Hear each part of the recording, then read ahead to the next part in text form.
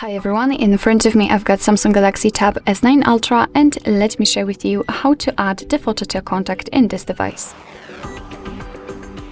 So first of all, let's open your contact list.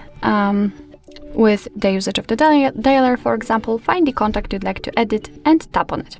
Right here, all we have to do is tap on edit or simply on this camera icon, and here tap on the camera icon. As you can see here, we've got 4 different options from which we can choose. So we've got the stickers, AR emojis, camera, and the gallery. With the usage of the camera, your device will simply open the camera up so you can take a photo of the person who's right in front of you.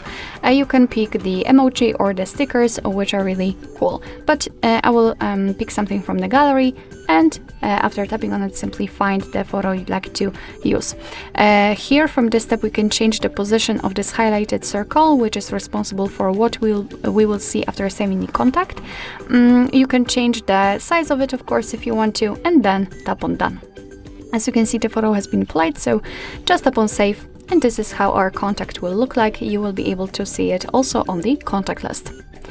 Alright, so that will be all. Thank you so much for watching. I hope that this video was helpful, and if it was, please hit the subscribe button and leave the thumbs up.